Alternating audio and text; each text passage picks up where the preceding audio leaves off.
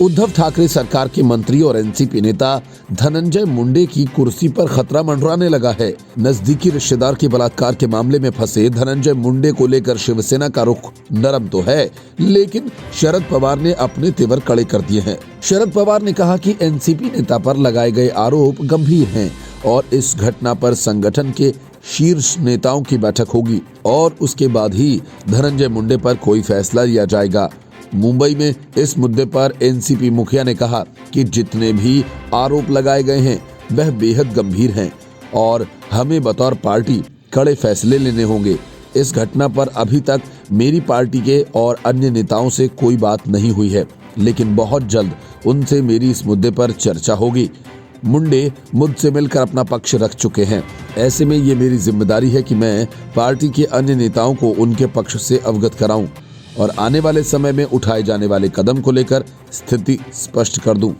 लेकिन दूसरी तरफ शिवसेना के अब्दुल सत्तार ने धनंजय मुंडे का बचाव करते हुए कहा कि प्यार किया तो डरना क्या।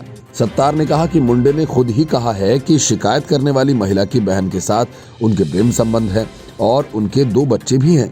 मुंडे के खिलाफ बलात्कार के आरोपों और बीजेपी द्वारा उनके इस्तीफे की मांग पर मंत्री ने कहा, उन्होंने कुछ नहीं छिपाया, प्यार किया तो डरना क्या।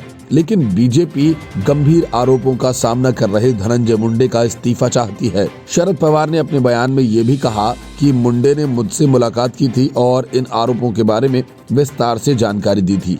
मुंडे ने कहा था कि जिस महिला ने उन पर आरोप लगाए थे उनका नजदीकी रिश्ता था, उनके खिलाफ एफआईआर दर्ज की जा चुकी है और बहुत जल्द जांच भी शुरू हो जाएगी। मुंडे की बातों से ऐसा लगता है कि जैसे उन्हें इसका अनुमान था, इसलिए उन्होंने पहले ही इस मामले में हाई कोर्ट का रुख किया था। इसके अलावा शरद पवार ने दावा भी किया, पार्टी का मुखिया होने के नाते ये सुनिश्चित करना भी मेरी जिम्मेदारी है कि किसी के साथ नाइंसाफी न हो।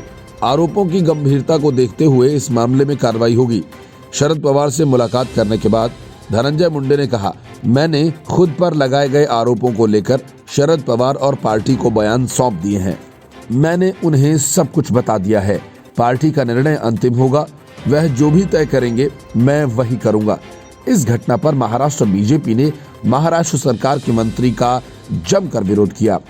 बीजेपी के प्रदेश संगठन ने कहा कि धनंजय मुंडे को इस्तीफा दे देना चाहिए।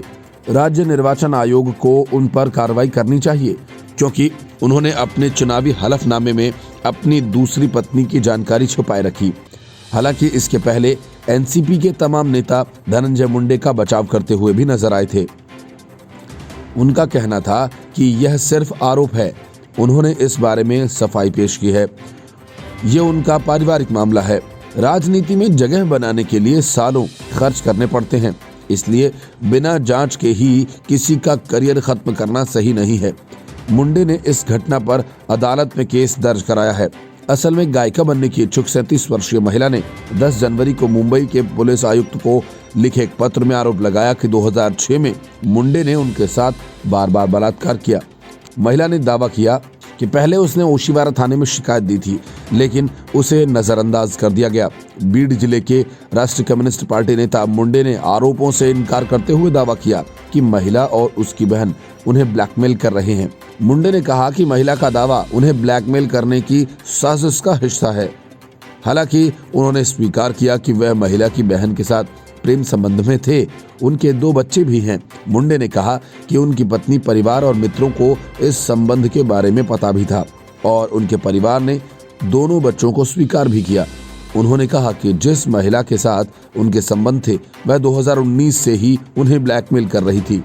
उन्होंने पुलिस में शिकायत भी दर्ज कराई थी और बंबई उच्च न्यायालय का रुख कर उनके खिलाफ मानहानि सामग्री के वितरण पर रोक लगाने की मांग की थी। Bureau report, news of India.